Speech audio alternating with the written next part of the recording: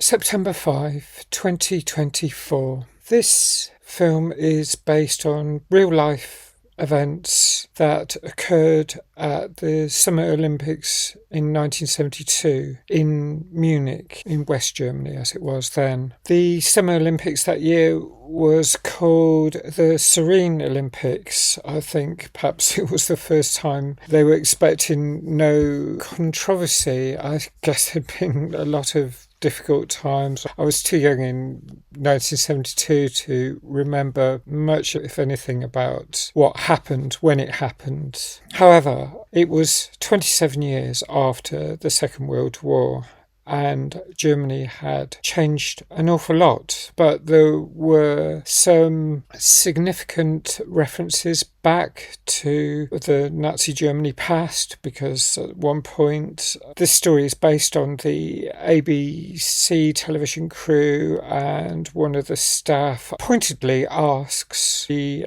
German translator about her parents and whether they were still alive and what did they do when the Nazis were running amok, causing so much havoc, creating the Holocaust. Marianne, the translator, responds by saying she isn't her parents anyway. I mean, yeah, new generation, quite an offensive question. But it's the sort of thing that people associate people with their families, as if you're going to be the same as your parents, you're going to have the same attitudes and that everything is inherited. I was too young to remember this particular Olympics, but I was with a friend who's more than a decade older than me, and I asked her what her memories were. She was doing some holidays work before going to uni, so she didn't see it until after the event. The film opens with the Olympics actually happening, the coverage of boxing, volleyball, all sorts of events, track events, and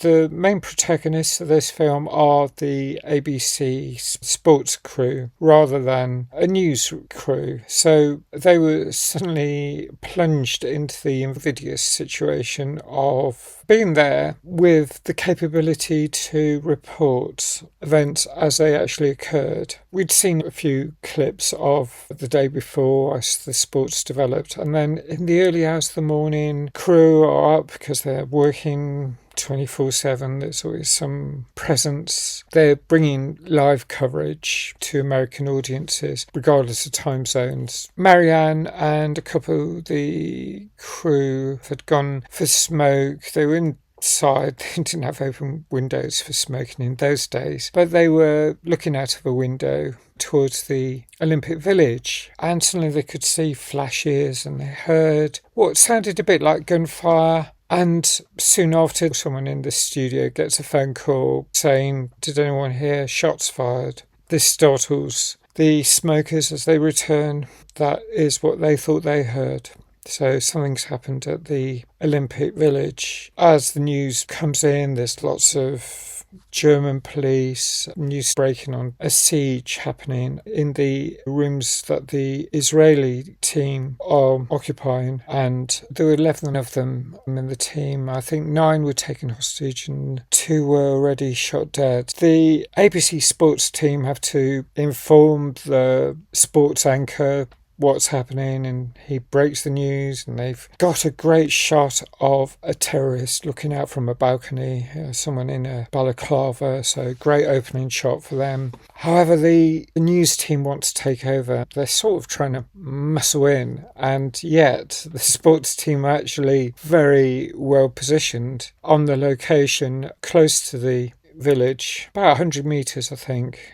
They did everything in yards, of course, being American. Talked a lot about feet. I think they said 300 feet at one point. But the main actors, Ben Chaplin, John Magaro, Peter Sarsgaard, he plays René Arledge, who's the head of ABC. There's the different layers of the hierarchy, and there's conflict over who should be taking over and reporting on events, but they're in the best position, the sports team, so they argue their case. But they're in an invidious situation, as they soon find out, broadcasting live events when they spot the reflection of what looks like a television in the room when they zoom in from the control tower. And so whatever they say is going to be picked up. The terrorists will know exactly what's going on, so they can see what strategies the police are taking. Police stealthily trying to break into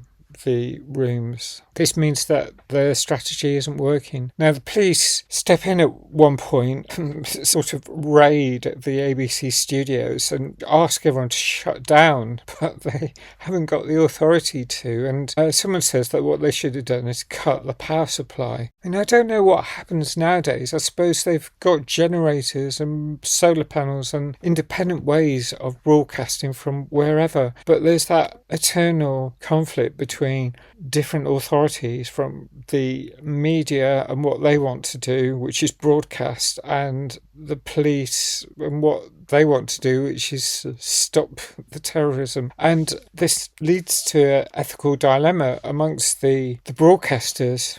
They don't want to help the guerrillas or terrorists, and they seem to call them guerrillas more at that point, back in the early 70s. Now, Marianne Gebhardt was a translator in this film, I don't know in real life, but she's played by Leni Benesch, and as a translator she becomes quite a pivotal character, because there's a certain point fairly early on where a woman is brought in by the police as a negotiator.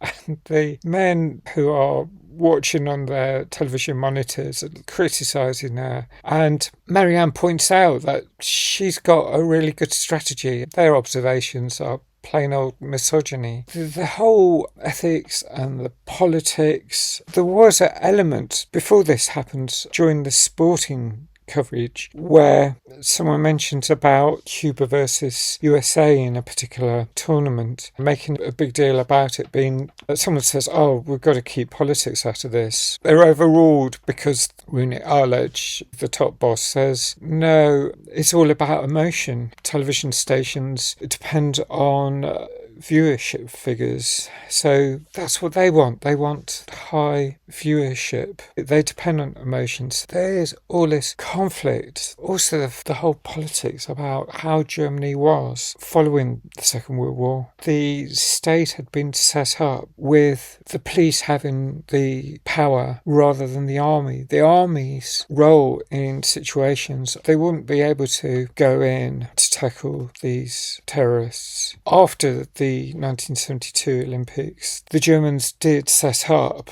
the equivalent of the Special Air Service, the UK SAS, but at this point they didn't have that. So they've got all this viewership. They have 900 million people viewing the coverage. That was unprecedented. It was larger than the viewership of the moon landing, and yet they've got all this responsibility. They don't want the terrorists to have the upper hand. They've got this whole thing about should they actually show someone being shot on screen. All these dilemmas happened again and again over the years since then, but this was really early days. There hadn't been so much terrorism at that point. Since then there's been so much. There was the Tehran US embassy siege that started in November 1979, and the taking of all the US hostages, and that lasted till 1981. The Princess Gate siege, May 1980. Huge dilemmas, and yet the media brings us the news, and someone at the top has to make the decisions and deal with any criticism of what they've done. Marianne was monitoring the police radio frequencies to see what was happening. So when they stormed these studios, she was able to give them a heads-up warning. I think she was in a great role. And later on, she's gone with several of the reporters to a viewing point over the airport to see what's happening, because she's been a translator. All the potential for misinformation, the misreporting. It's important not to misreport, to make sure that the news is factual. What has been nowadays called as fake news. But what happens when that goes wrong? It's really difficult. I really felt for the staff who were caught up in this situation. Also found out about how logos were superimposed onto the screens, things like that. I found it really interesting to see how television worked in the early 1970s. And the large photos of the hostages, the flesh and blood, the people whose lives were at stake. Now, I won't say how the story ended, because if you're like me or younger, you might not know the whole story, so you can watch that through this film. Yeah, story ownership, everything like that, really fascinating. I'm going to score this 8.5 out of 10. I thought it was really gripping, a really interesting thriller to watch. I'd like to know what you think of this if you've seen it. Please like if you like this review. Thanks for subscribing if you do, and hit that notification bell, and I hope to see you again soon. Bye for now.